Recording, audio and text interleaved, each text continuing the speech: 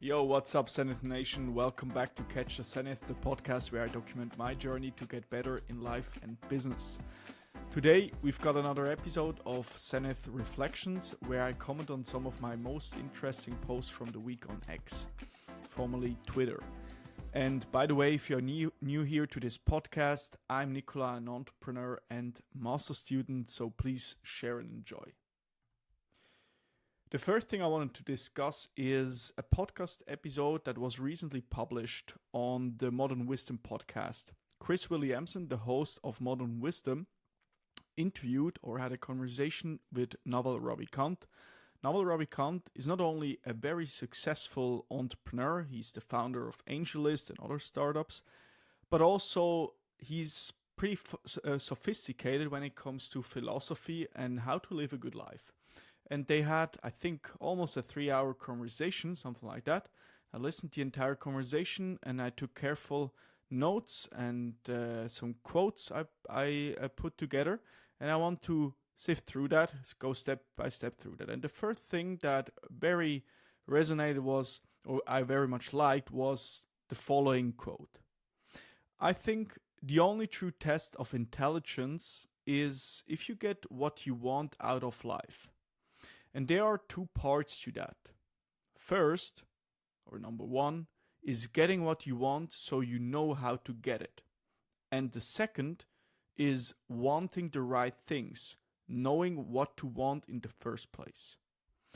Now I want to go a little bit deeper into those two parts, but before we do that, there's another quote by Ravikant where he said, "The only real test of intelligence, if you get what you want out of life," what I just read, but even more powerful, I think it's what he said or someone else. If you're so smart, why aren't you happy? Or maybe that's coming from another source, but I think that really is connected or associated, that goes hand in hand with what I just read. If you're so smart and so intelligent, why you are not happy? Or why you don't live a meaningful life? And because the presumption here would be like that you want actually a happy life, but I think what I've learned from various people out there that actually it's not happiness, it's more meaning in life. But that's open to discussion, but I have my thoughts about that. Now, circling back to the initial quote. Okay, the first part, the true test of intelligence, the first part to it is, okay, you're getting what you want. So you find means to get out of life what you actually want. And the second thing is wanting the right things in the first place. Now, I want to try to propose to offer a solution based on my personal experience. And I keep it very simple. First, getting what you want out of life. I think the number one thing that we can do is just take action, and we just do it. Like Nike already, the slogan of Nike, we do it. Because there's an interesting conversation between Andrew Huberman and David Goggins, and you can look it up. It's the most recent, I think, interview of David Goggins, the ultramarathon runner, and basically the takeaway was, hey, we are our best coaches. We don't need coaches. We can really coach ourselves, and we know what we need to do to get something. But many of us, we just don't do it. And I think, therefore, the main thing to get what you want is a clear that you are predestinated, that you really take action. That's the main thing. And it's obviously, that sounds pretty vague, but to make it very, very simple, that's the main thing. Because interestingly, sometimes we ask, and I did that for many years and still do sometimes, like, I need mentors, I need external people that guide, that help me how to navigate life. And yeah, you can learn obviously from them, and I do that via books and mentoring sessions. But in the end, I can find a solution to most of my challenges by simply sitting and writing, or by having short conversations with myself. Like when I'm commuting, for instance, on my motorcycle, I'm asking myself, I'm thinking stuff through, and I most of the time conclude what exactly I should do. You know, it's not like a lack of knowledge, it's a lack of execution, I think, in most cases. Now, that is in terms of the first part, to get what you want out of life. And obviously that's way more nuanced and there are way more aspects to it, but I think that's what pops into my mind. The second aspect was, okay, is wanting the right things in the first place. So you know exactly what you actually want. And one thing that helped me was the self-authoring program or self-authoring suite, a writing program by Jordan B. Peterson and some other people. They created that, and it's basically a writing program that helps you to write about your present, about things you could do better, about your future. So you create a possible vision, and you also write about your past. And that was one of the most transforming experiences I've ever done, because all those years I was doing many different things, starting entrepreneurship projects and internships and university. But then you need to consolidate that somehow. You need to bring that into a coherent structure that makes somehow sense. And this program was very helpful, especially in terms of the future authoring part, where you write about, okay, ultimately where I want to go based on all my experiences, my strength, my weaknesses. And I did that, and many different things came all of a sudden together. It was not all of a sudden, it was quite an effort. I sat there for many days in a row, weeks after weeks, every single morning, writing 1 or 2 hours on that program, and quite a lot of words I actually wrote, maybe a book. But I highly recommend that, because by simply asking other people what you should do, I think that's not the best approach. That's my experience, because only you have the full context about your life.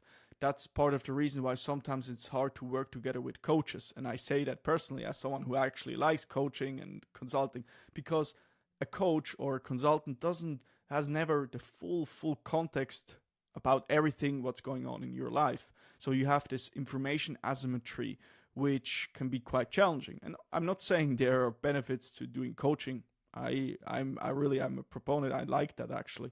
But many things we can sort out by simply reflecting, by writing, by having a conversation with our own, and thinking stuff through, basically. So long story short, okay, getting what you want, so you know how to get it, you get what you want out of life, you take action. And how do I figure out how to know what exactly I want in life? I write about that. I use a self-authoring program. That's what popped into my mind. Highly recommend, by the way, that conversation, as said. And there's some other quotes I jotted down. Next one is, inspiration is perishable. It's ephemeral, basically. Act on it immediately. So when you're inspired to do something, do that thing. If I'm inspired to write a blog post, I want to do it at that moment. If I'm inspired to send a tweet, I want to do it at that moment. That's what Naval Ravikant said. And some thoughts about that. I'm actually a huge, I really like this concept of deep work. So you are basically pre-scheduling periods, time blocks in your calendar where you're working on a hard problem or a hard project. So maybe 4 hours, 5 hours, maybe even 8 hours, depends. Maybe 90 minutes. But you do one thing at a time and you have pre-scheduled it. And you attempt to create an environment that supports creativity, that you end up in this flow state that Csikszentmihalyi came up with. So that moment when you think everything going so smoothly, you're hyper focused on the task at hand, you really enjoy doing it, like someone who's playing the guitar and really loves doing that. And I think therefore having like a certain structure can really help. But Naval Ravikant brings also another dimension into that.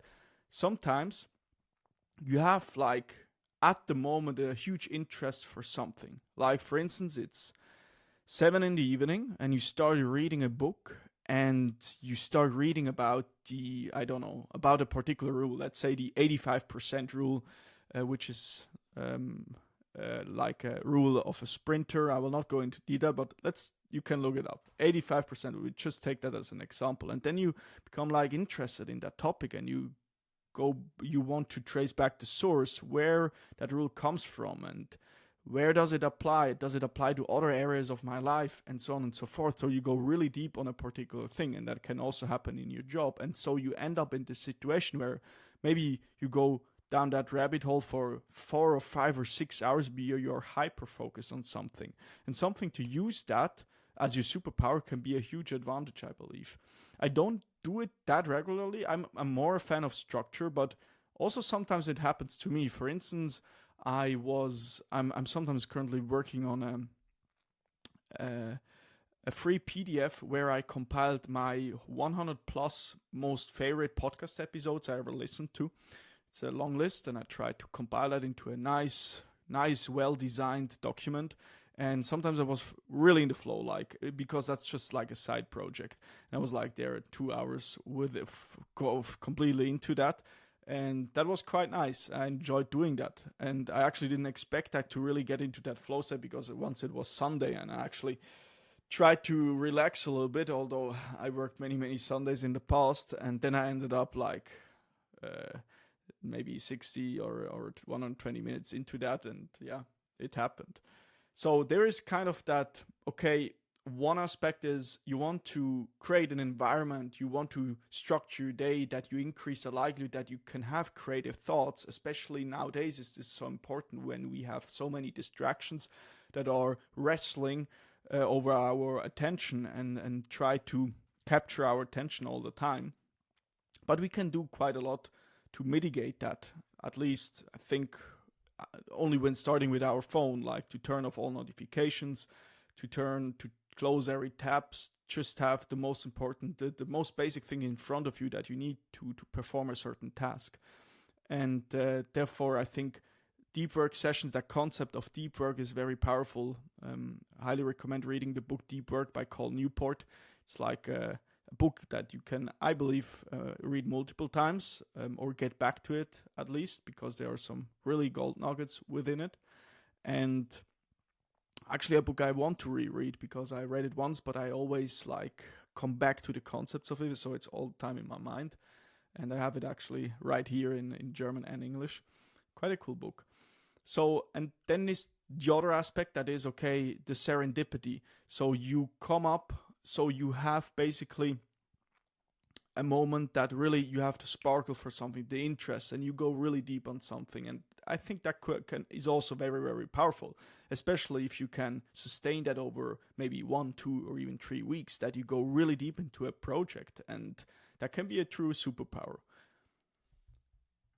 Next quote, which is actually more something they mentioned in the podcast, and I try to, with ChatGPT, to put that into a sentence. They talked about local maxima and global maxima. Let me quickly explain. So this post, let's read that quickly. A local maxima is a point where a function reaches a peak compared to nearby points, but there might be higher peaks elsewhere. A global maxima is the highest point overall in the entire function. So, put simply, local equals highest nearby, global highest anywhere. So, give you an example. Let's imagine a local maxima is like building a small successful startup and thinking you have made it, until you see another founder build a unicorn. So a unicorn is, I guess, a startup with 1 billion valuation. And that unicorn is the global maxima. You did well locally, but there was a higher peak out there. And that's kind of interesting. So you can imagine, like, you have a smaller peak and you have a larger peak. And the smaller peak is like your local maxima. Maybe your village. Let's explain it like this. Yeah. Maybe your village, you can attain a certain level. That's your local maxima. You can have only that so much success. But then if you leave your village and you go into a large city, all of a sudden you have like maybe a global maxima. You can go way higher. And sometimes, and that's kind of hard, if you're in one business vehicle and you realize, oh, the leverage within that business vehicle, if we define leverage as how much we get out for what we put in, then the leverage can increase if we go for another vehicle. A good example is Alex Ramosi. He started as a fitness trainer, fitness coach basically, and he trained people. Then he opened his first gym locations, and after a certain period he started to do gym turnarounds for other gyms. And now what he's doing is he's having a family office, and he's doing private equity. So as his experience grew, his leverage in his vehicle he was in got better and better and bigger, and kind of interesting. So sometimes it's worth giving a shot to get down off the local maxima to climb up the even bigger pinnacle, the global maxima. Next quote by Naval, also from this podcast I mentioned in the first place, was, "If you want to have high self-esteem, then you earn your own self-respect." This is incredibly powerful. What I've experienced in the past, and also today, when I set myself like a goal, I want to sleep at 10 p.m. Or in the past it was like, I want to get back, I remember it was in 2019 summer, I presume, or 2018 summer, one of those dates. And I want to get back to working out 5 times per week. And whenever I did that, that was like evidence to my brain. It proved that I am that person who I claim to be, and so grew, and therefore my identity got stronger and stronger, because I think James Clear defined identity as something like, or it's coming from Latin, repeated beingness. Something what you're doing over and over again becomes your identity.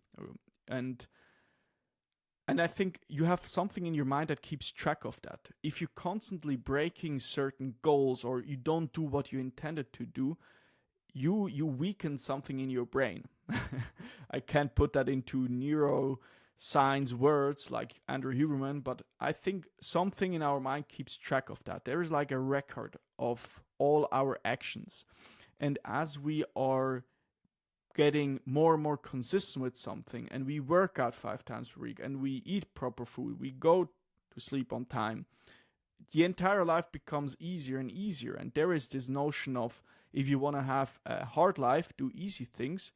If you want to have an easy life, do hard things. And I think that's actually quite true, or at least that's what I've experienced over the past 6, maybe even 7 years. And there's a powerful quote by Fyodor Dostoevsky, hard name. He said or wrote, "A man who lies to himself and believes his own lies becomes unable to recognize truth either in himself or in anyone else, and he ends up losing respect for himself and for others. When he has no respect for anyone, he can no longer love, and in order to divert himself, having no love in him, he yields to his impulses, indulges in the lowest forms of pleasure, and behaves in the end like an animal. And it all comes from lying to others and to yourself." Next post. Again, a quote by Naval Ravikant. "I would argue that your implicit knowledge and your knowledge that is unknown to yourself is far greater than the knowledge you can articulate and that you can communicate." Quite interesting. And I use this fact, or at least I try to use this fact to my advantage by, for instance, recording those episodes. I have an idea in my brain, but I don't know yet how to articulate that, how to put that into words. And I try to record a podcast and somehow bring pieces together and say something more or less intelligent. And maybe it's not intelligent at all, and maybe it's super dumb and like a moron. But I think there are so many implicit things that how we navigate life, how we make decisions, that, and maybe part of it then pays into the account of your intuition, that you, based on all your implicit knowledge that you have, that you can't really like articulate, you're making certain decisions. You have a certain intuition based on that.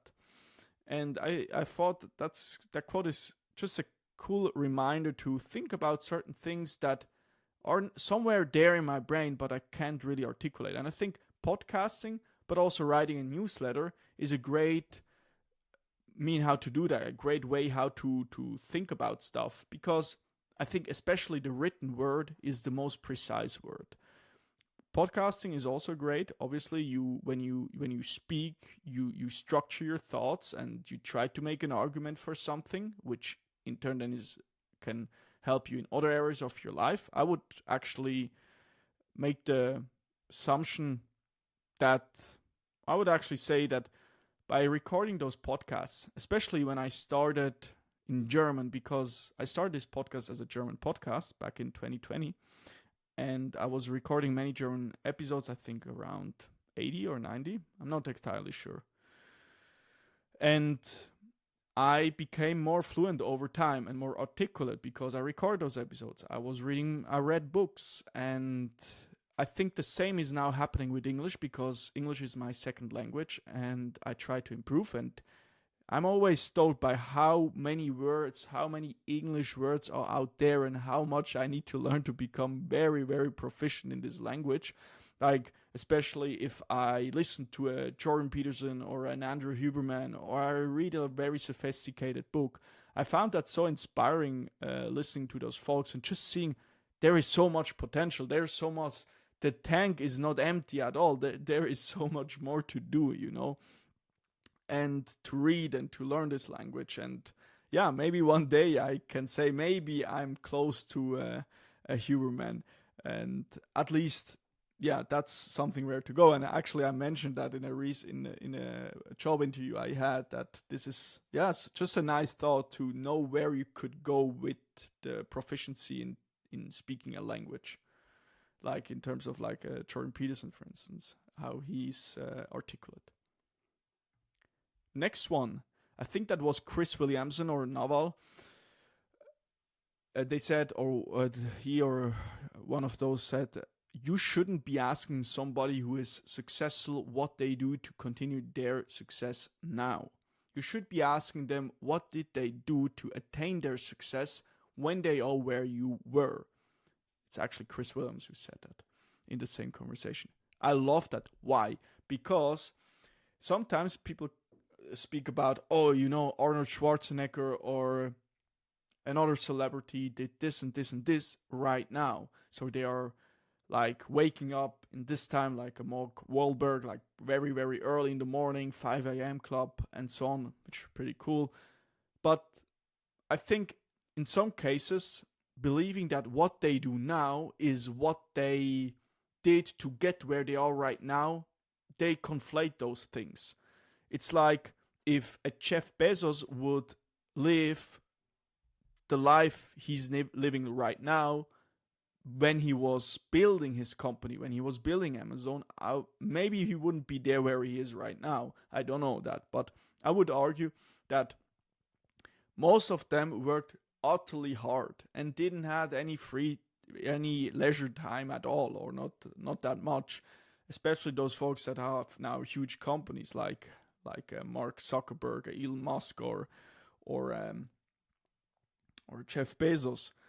They work pretty hard, and to assume that you should do right now what you're doing right now they are already rich, I think people conflate that. And tracing back or to point, okay, at that moment when they were in their Rocky cutscene, so the scene in the Rocky movie where he was like preparing for the fight, that there where he put so much work in, what exactly were their daily habits? What did they do on a daily basis? I think those are the questions we should ask, and not what they are doing right now. Next one. Don't talk too much.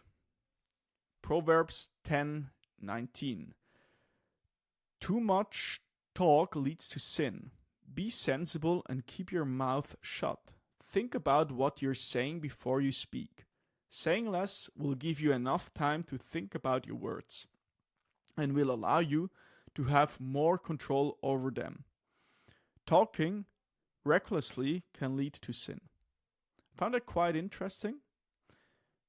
Part of the reason why I think it's interesting to me, because I sometimes did the opposite. I said too much in certain situations where I actually should shut my mouth, in sense of maybe not tell all my personal stuff about me. But then also, I think it's kind of interesting from in general in life. I think people who talk a little bit less, they are kind of interesting.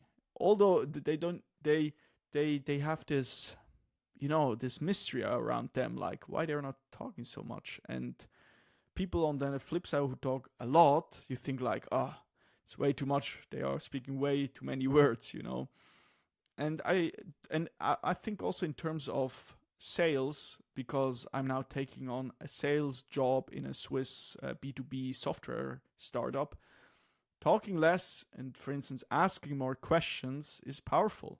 I'm actually right now reading a book about cold calling, because I will start as a sales development representative, which is a fancy word for a guy who generates leads, so booking demos, booking initial meetings to get them interested in the product we sell.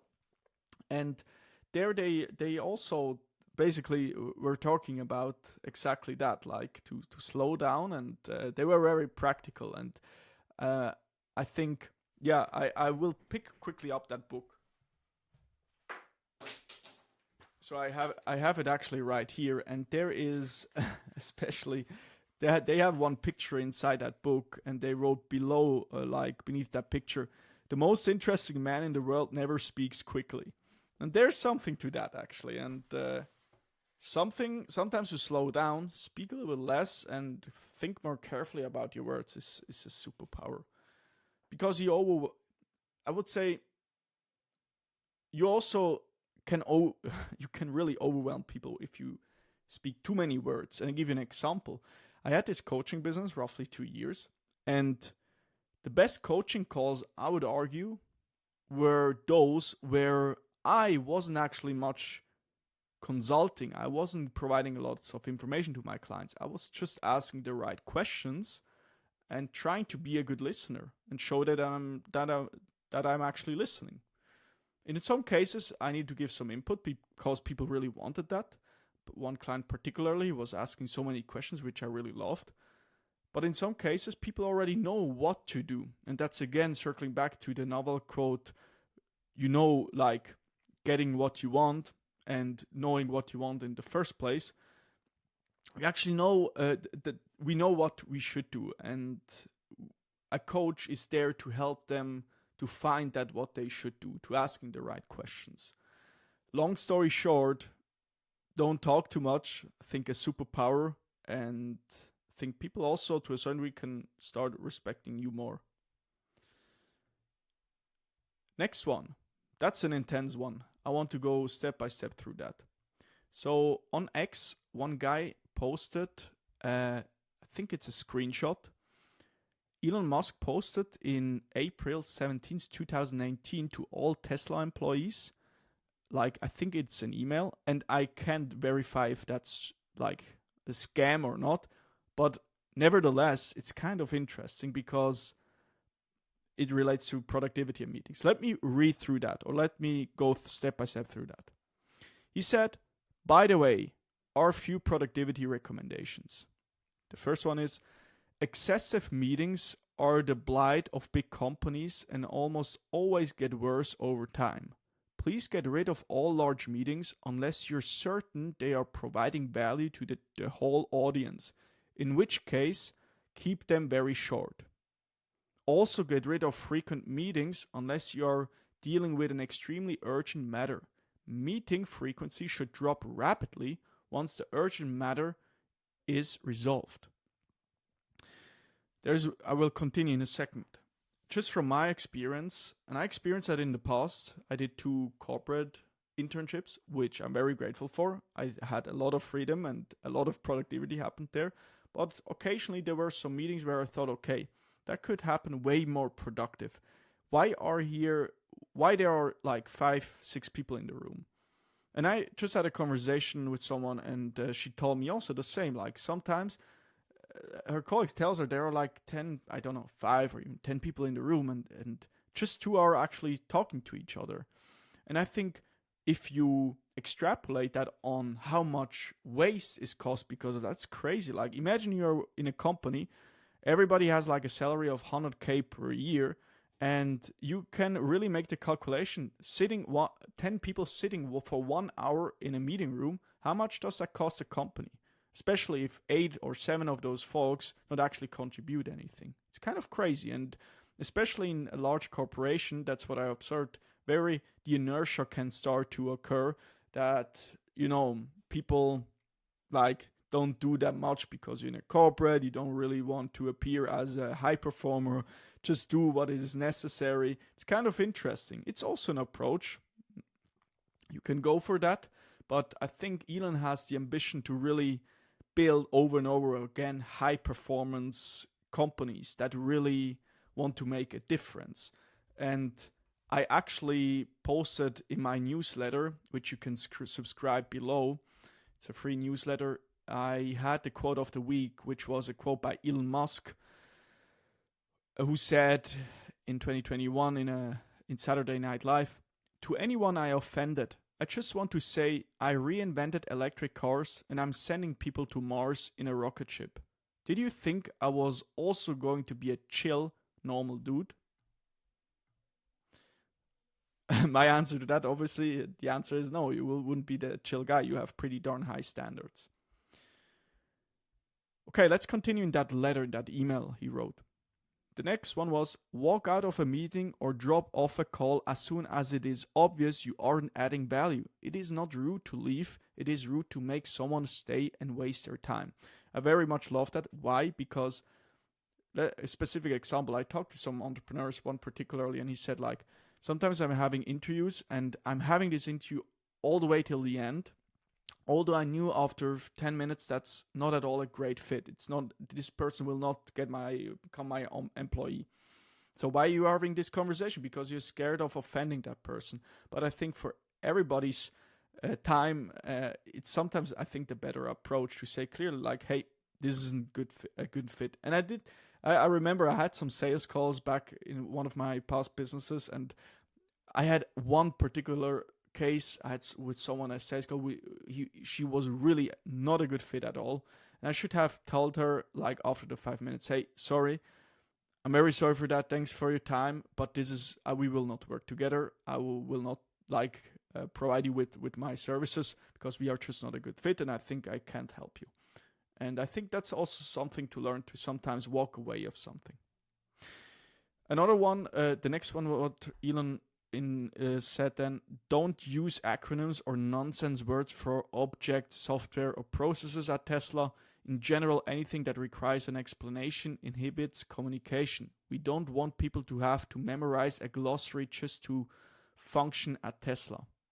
Kind of interesting, because I remember in one of my past internships, I wasn't really familiar with the industry, and there were so many acronyms I needed to learn. And I think for someone new, it would be way faster and way more productive if you just speak them out loud. I'm not saying like between people you can do that, but it's always struck me when people in a meeting, they use like their acronyms and you don't know them. And it's like, imagine you're joining a party and everybody laughs about a particular joke that only they know, but you don't know it. And then you say, yeah, I'm the outside guy. Yeah, I understand. And that's exactly how you feel then. But if you basically don't use so many acronyms, it's way easier for people to understand. Then he wrote, communication should travel via the shortest path necessary to get the job done, not through the chain of command. Any manager who attempts to enforce chain of command communication will soon find themselves working elsewhere. Yeah, that's a clear statement. Then, next bullet, a major source of issues is poor communication between departments. The way to solve this is to allow the free flow of information between all levels. If, in order to get something done between departments, an individual contributor has to talk to their manager, who talks to a director, who talks to a VP, who talks to another VP, who talks to a director, who talks to a manager, who talks to someone doing the actual work, then super dumb things will happen. It must be okay for people to talk directly and just make the right thing happen. I like that. There is so much, and that's what I particularly love about startups. There you have quick communication. You are using Slack. You are not. There are still some corporates out there that are using internally, like for internal communication, email. And I understand that there's some value to that. Not denying that, but just thinking, hey, there are faster ways. And I'm not saying you should be online on Slack every single second, because then you will not get shit done. But hey, the communication is sometimes very interesting and very slow. And I thought that's a powerful one, and especially across hierarchies or within a hierarchy. Like, hey, if you want shit done, then get it done and talk directly to the person in question. Interesting one. Yeah, just picking up those things, pretty interesting. And the next one is, in general, always pick common sense as your guide. If following a company rule is obviously ridiculous in a particular situation, such that it would make for a great Dilbert cartoon, then the rule should change. There is Jordan B. Peterson once said, I think he said that to his children, and he wrote that in a book, I think 12 Rules for Life, or somewhere else he said that. Something like, you know, you children, basically your daughter or son, you can break the rules at school, but you also need to bear the consequences. You can break rules, fair enough, but you also need to be able to handle the consequences. I think that I very much like that, because that, I think, teaches them high agency. That if there are some rules in place that just are ridiculous, break them. If they don't make any sense, use common sense. Also a great one. And then, if there is something you think should be done to make Tesla execute better, allow you to look forward to coming to work for more, same thing in the long term, please send a note to, there's like bracket, thanks for being such a kick-ass team and accomplishing miraculous every day. It matters. We are burning the midnight oil to burn the midnight oil. Elon. All right. I just thought that's kind of interesting. I think one takeaway here is just like question meetings. Should we really have a meeting, or just a quick call, or maybe a Slack message? And how many people need to be in that meeting? If more than 5 people, maybe it's not worth it. Maybe a email communication is more productive in the end. Next one. Brian Johnson, the longevity expert and startup founder, posted that. He wrote, late night cravings hit hardest when willpower is low. Decide now when you will eat your latest meal today. Interesting, because first of all, I've experienced in the past many times in the evening, you've already made so many decisions, and now your brain tells you why you actually should overeat, why you should binge eat, why you should eat that extra serving of whatever it is. But making a conscious decision up front can really help. Right now, for instance, I'm trying to lose a little bit of weight. I was 86 kilograms and something, 86.3 perhaps, and now my first goal is to get back on 80 kilograms. I'm already, after 1 week, 3 kilograms down, because I can adjust pretty quickly. I have a pretty, I think, ability to do that, because I work out for many years. I take care of my nutrition and so on. But long story short, I'm tracking stuff. I have 2 large meals per day, and it's already preset, and it makes it some kind of, I know what's coming, and it's easier for me then to resist the urge to indulge in any, like to eat bad food, basically. And I think to make a conscious decision, like eating at that time and that time, can help. But not only that, it can also be like, hey, I'm just eating 2 meal portions per day, and I will see when I will eat them. But that's something, and interesting again, when you then stick to that routine, you're something in your brain gets stronger and stronger, particularly if it's hard. That Huberman actually explained that in this podcast with David Goggins, that if you do on a consistent basis regularly, hard things, like things that you really don't like, but you do them anyway. You don't care. You just do them. Like maybe it's a cold shower, maybe it's working out, maybe it's eating healthy, whatever. Something in your brain becomes bigger and bigger and bigger. And I actually experienced that because back in 2000, when I finished my second semester at uni, I was quite successful. I passed all exams and this one, worked all the time for that, and that was a big success, at least for me. And then after that, I again started to, it was actually in 2019. Then I started to work out and I started to learn how to build a WordPress website. And I started to pay attention more on my nutrition and so on and so forth. So it was really a reinforcing thing. Like you do one thing properly and then it translates to other things in your life and everything starts to compound. Just a powerful thing. Alrighty, next one. Oh yeah, that's a good one. 2 things, and this post what I wrote, 2 things that can help in a relationship. The first one being you talk at least 90 minutes per week about the economics of the household. And second, you spend at least 3 to 4 hours twice per week with your partner on a date night, where you play with each other. There's a 3-part series called Marriage on the Daily Wire Plus, and Jordan B. Peterson is basically teaching that series or that course, and it's super, super insightful into why you should get married and how you have a thriving relationship with your partner. Okay, I thought it's very powerful, especially those 2 concepts. The first one being like you at least need to talk with your partner 90 minutes about practical, technical stuff, the economics of the house. Like, for instance, who's doing the dishes, who's washing the dishes, who's preparing the table, who's cooking, who's paying the bills, who's bringing out the trash, how are you, how's your job going. So you really are interested in the other person, you try to fix stuff. And I think that's like the presumption for everything else what comes next, that you can play with each other.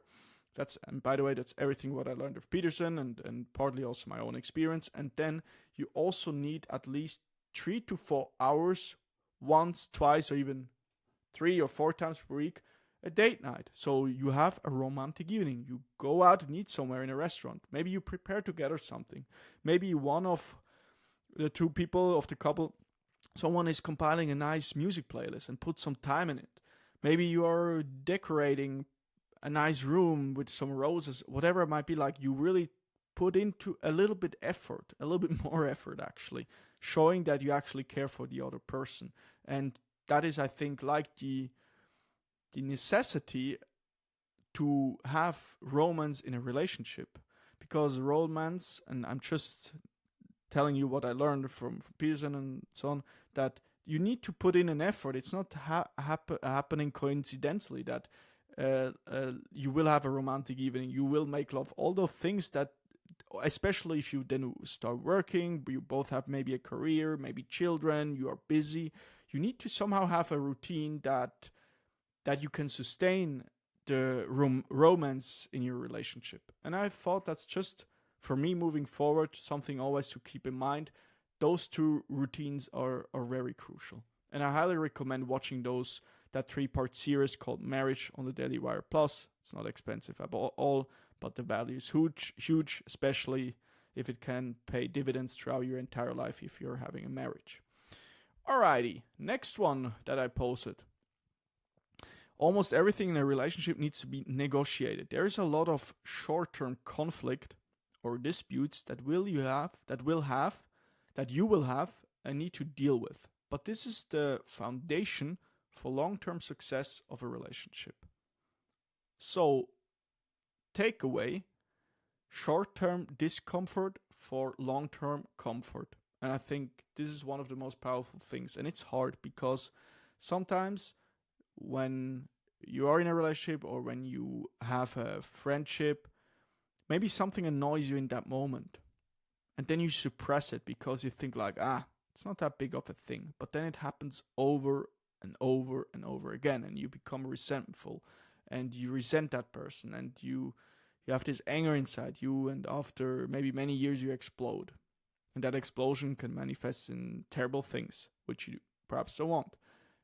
But if you haven't hidden certain things in the fog and actually said it out loud what you actually thought, you could prevent maybe that situation. That's just me talking to myself, like always a great reminder that when something is uncomfortable, when you deal with other people, no matter who, say it right now that this is annoying.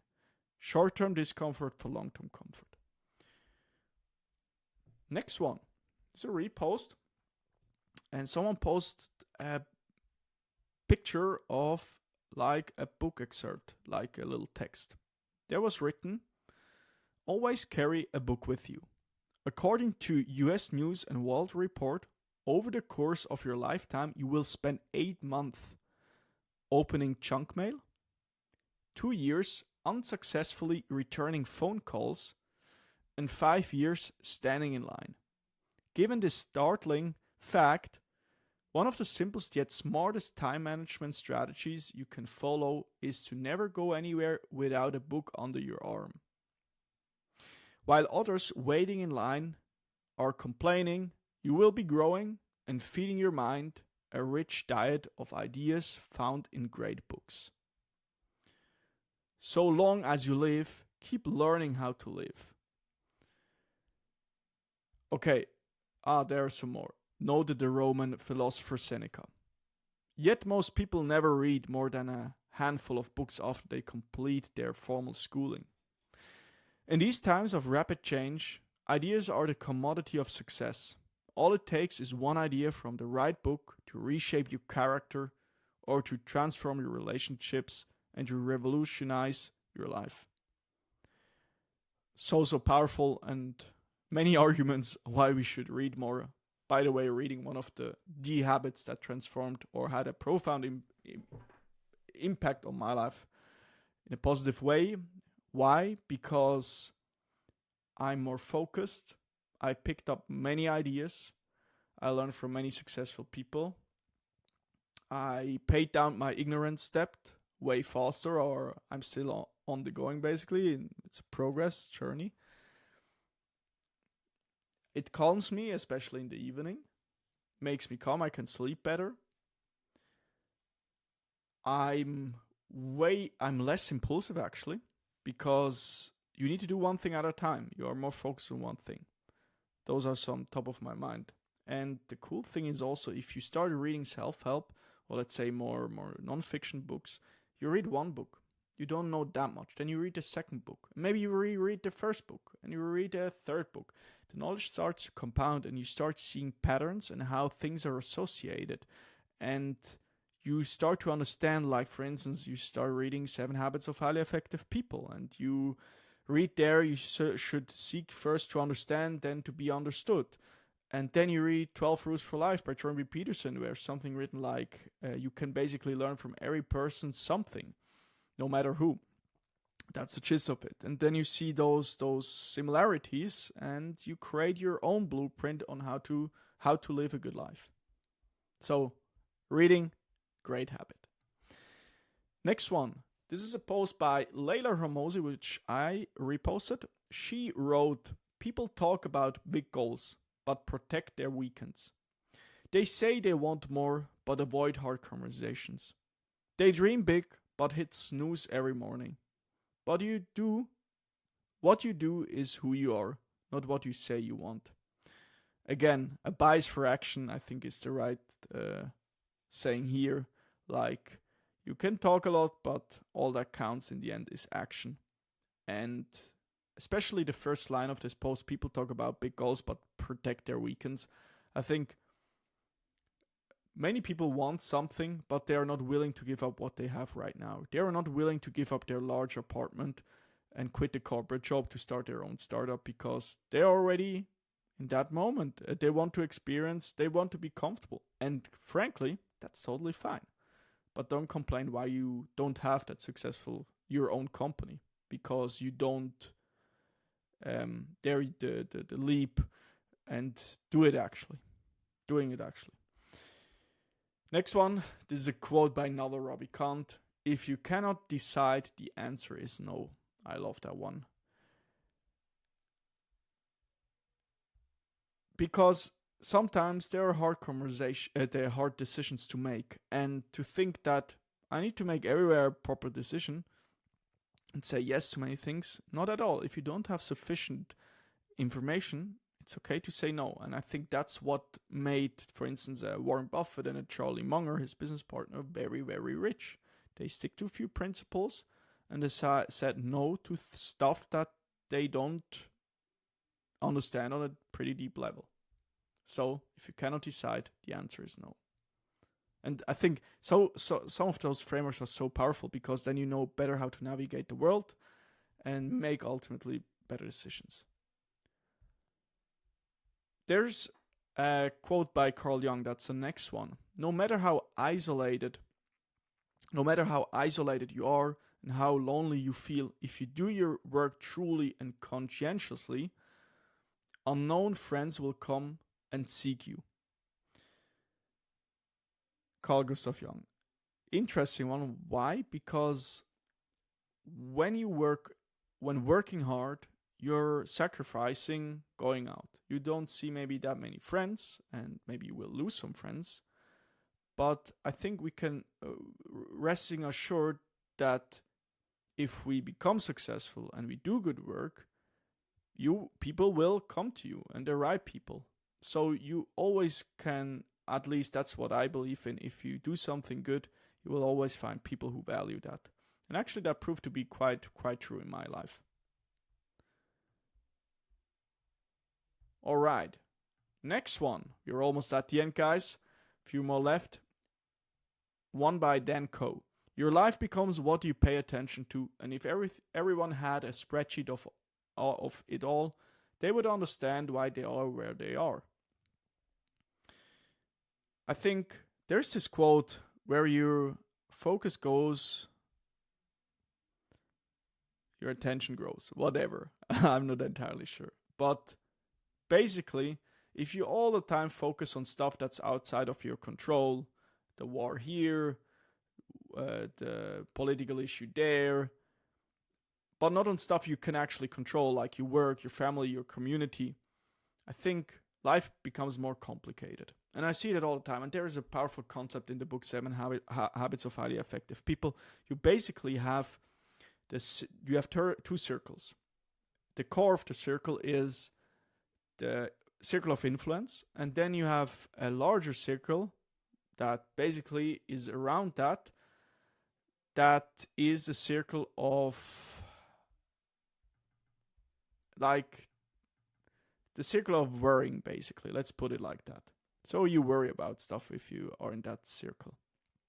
And interestingly, if you focus more on the circle of influence, so stuff within your control, what you can do different, like changing yourself, for instance, it grows and becomes bigger. However, on the flip side, if you just focus on stuff that's outside of your control and all your attention all day long is going towards that, like you read the news and you talk about that stuff, it becomes bigger and bigger and bigger. And that's part of the reason why I think focusing on the control of influence, it's a way more, let's say, a more productive life. You don't get distracted by sometimes problems that are not actual problems.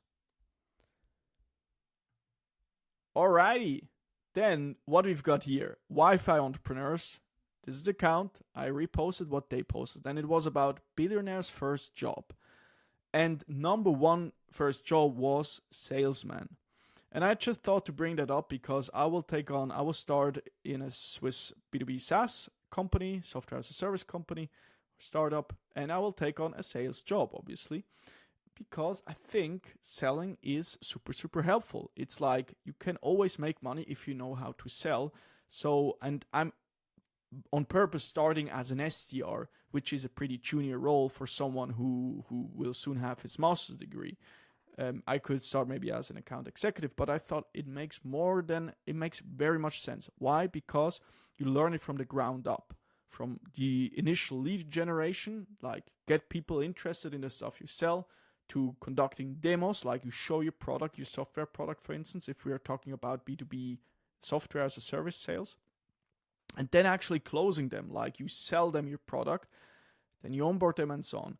But I think this entire process, and maybe after a certain period, leading your account executives or leading sales development representatives, so you become a leader, and then maybe at one point you become a chief revenue officer and so on, that's kind of interesting. And maybe then, in my case, maybe at one point I want to start a new company, so then I'm pretty good in selling, and I'm confident that I can do that. And maybe then my co-founder, quite obviously, needs to actually build the product if we want to do software in that particular case. That's like a cool model. Like you need someone who builds, someone who sells, maybe you need a designer, and someone who defines the requirements for the product. You can be actually pretty lean when it comes. That's basically the Silicon Valley startup software model, how you basically assemble a team that can perhaps become successful. All this to say that billionaires' first jobs, salesman. Interesting. Most of them, 10. And the second one is stock trader, and the third is engineer, then software developer. So there is also value to becoming an engineer.